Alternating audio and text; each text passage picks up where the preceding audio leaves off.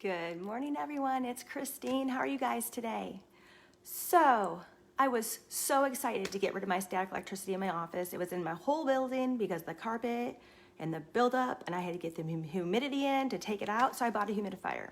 And I put it in, and I was so excited, and goodness, guess what happened? A professor messaged me into my Facebook Messenger and says, you know what you could do for a science experiment? And I'm like, are you kidding me? You tell me now, after I got rid of the static electricity? She told me that she used my daycare center as an example of what could happen with static electricity. And then she says, if you hadn't got rid of your humidifier, yep, guess what I could have done? Brought in a strand of Christmas lights. I could have brought in a strand of Christmas lights, took out the lights, and had the kids stand in my office or one of the classrooms and hold the Christmas light, and the lights would have gone on. Yep, she told me because our building has so much static electricity, all I had to do was take a light bulb and hold it, especially that day when I was like having a hard time going to bed and stuff. She said I would have turned the light bulb on by holding it, and then I put a humidifier in to get rid of it. So there goes my science experiment. Who would have thought? Who would have thought I could have done science with that? And I had no idea. Good morning, Levon. I could not believe it. So now I'm like, should I turn the humidifier off and bring back the static electricity just to do the science experiment with the kids?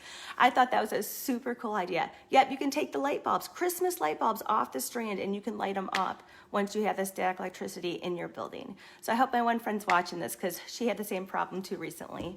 So anyways, I thought that was super cool. So, Amazon. Let's talk about Amazon. I order a lot from Amazon, and sometimes when you think you know what you're ordering or the size of it, does not always happen the way it is. So I have one thing we do in our classrooms, and it's actually through my whole centers. I have a system put in place. I have a lot of processes put in place to make it easier on my staff, and one of them is because I'm Footprints and Friends. We have footprints in all of the kids' name tags for their hooks.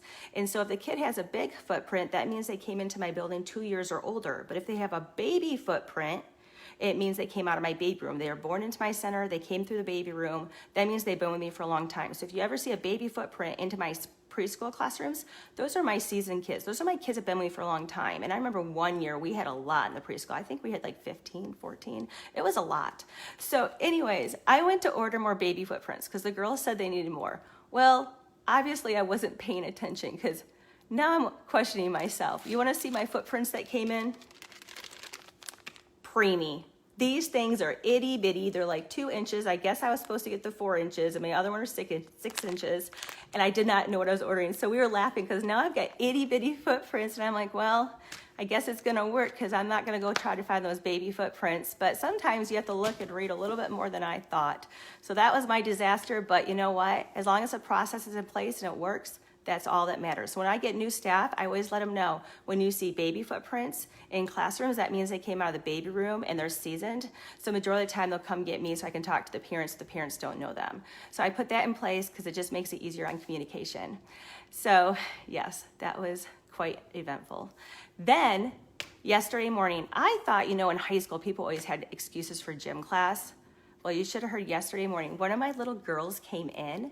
Oh my goodness. Oh my God, this is driving me nuts blinking. I wonder if I can get this thing off. Let's see. I don't know. Let's see. Where is it? It's like going this morning. There we go. We'll stay solid now. Okay, so yesterday morning, one of my little girls came in. First thing she says to me, and she goes, I can't go outside. And I looked at her and I'm like, why can't you go outside? My mom said I can't go outside because last night I came home and I was in a bad mood, and I'm still in a bad mood, so I can't go outside. And I looked at her and started laughing. I said, well, I am so sorry, but I guess you're just going to have to switch your mood good because we are going outside, because my licensing rule says if the weather permits that you do have to go outside to get your activity. But she was trying to use the night before that she was in a bad mood, and that's why she couldn't go outside. And she said, my mom told me I couldn't go outside today because I was in a bad mood last night. And I'm like, oh no. She even went and told the other teachers too that yesterday morning. So I thought I heard all with excuses, and they start younger than I thought. So what are you going to do today? Are you going to get static electricity in your building, or are you going to keep it with the humidity and not bring it back? Because right now I'm questioning myself after I found out I could light up Christmas lights with the kids and pull it off the strands. So anyways, I hope you guys have an amazing day. Thanks for watching, and I'll talk to you later. Bye.